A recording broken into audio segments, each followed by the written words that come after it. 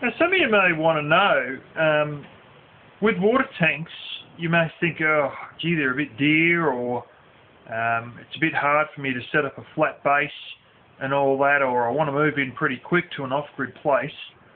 Can I just use IBCs or intermediate bulk containers? The answer, absolutely. When I first moved in here, that was all I had. I have the little 60-odd gallon tank out the side. It's about 500 litres. It's about half an IBC, basically. That was a little galvanised one. And I used to use that a lot for drinking water and whatnot, drinking and cooking. And washing my hands as well, actually. But the showers, I had 5 IBCs. I think it was 5. Anyway, I've still got them. I use them for watering the trees now. But I used those initially without a big deal. But the only thing that you will notice that'll come up with the clear ones, and even some of the white ones, if you catch on to the fact that some of these white ones are almost like a coating, almost like they're painted white. It's only a thin layer.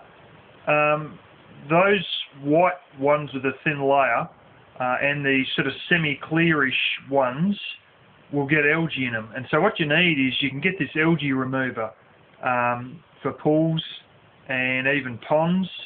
I had some sort of like a bio one that was absolutely useless. It's supposed to be some sort of a bacteria. No use by date, but it had dust on it, so I think it had been sitting on the shelf that long the bacteria inside had died. But you can get normal ones for pools and ponds that are like a chemical one, and they're right. And the other one you can do is get chlorine. And if you're worried about granules and how you're going to mix it in, don't worry. You can go now, at least in this country and most likely in the United States as well, because you guys seem to have a lot more chemicals easily available than we do. And you can go get liquid chlorine and put that into your tank. Now, one word of advice, don't go in, unless your mate owns the shop, don't go in and try and buy a pallet of it, 20 containers, you know, of your several gallon containers all at once. Don't go in and just buy a big wad, because you will look like a terrorist. You may get a little tap on the door from an authority saying, why the hell you got so much chlorine? Because it is used in a not too hard conversion to turn it into mustard gas, which is used in World War One, which will basically make you cough up blood if you get a good load of it. And it's not too hard to make that sort of stuff from this liquid chlorine. So it is one of these ones that may turn up on a terrorist watch list if you buy too much. So preppers, just be aware of buying too much liquid chlorine in one hit. And yeah, so you got to watch for the algae, which can be taken care of with algae remover or chlorine with the clear ones. But if you've got ones that are solid black, you'll be fine. Don't worry about that. One thing I recommend, you can get a sump pump, submersible pump basically. We just call them sump pumps. There's a bit of a nickname over here. Measure the top of your IBC. There's one brand of pump called Davy that I can buy in Australia. It might be Australian made one. It's reasonably expensive, but it's a very high quality brand. And there's other ones you'll be able to get that are made to fit in IBCs, but basically you just got to measure the width of it with a tape measure and measure one before you buy it to find if you can fit it inside an IBC. And most likely they'll have a 1-inch hose that can be connected to it, and you can run that into wherever else you want to run it to.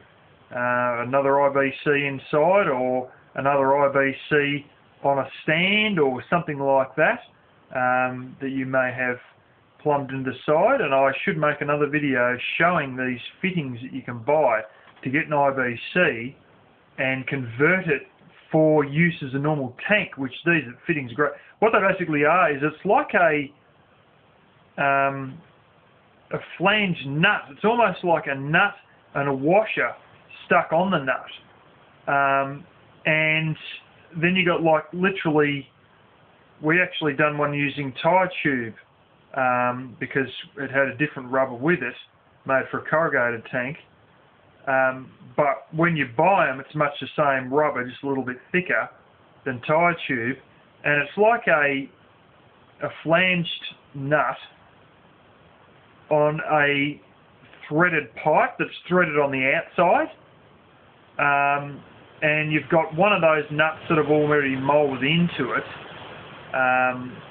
or you can get brass ones that you move in, you can spin individually, but the plastic ones, some of them have them moulded onto the pipe, and then you got another one that you put in from the outside, and once you get the inside one through, then you thread your outside one down onto it, and they clamp both sides, or basically you got to hold onto the thread one side and go at it with the spanner on the other side. I've got one that's sort of a brass, well, for my tap that I use in here, I've got a brass threaded pipe, and then I've got two individual flange nuts, and that allows me to hold the pipe onto essentially a bit of 4x2 with a hole drilled in the middle of it, and so that holds the pipe firm, and then the tap is threaded on the end of that, and that keeps that tap firm. But yeah, you can get the plastic one of the same sort of a thing, which I'll make a video showing that, and then you can use the IBC as a tank, as a proper tank with a tap on it, or a pipe coming off, much the same as I have in, I think it's overhead tank 2, or no, it's overhead tank 3. You'll see the little IBC with a standing up on a big steel box, and that's got that on it, and so is the other one that I water my grapevines with.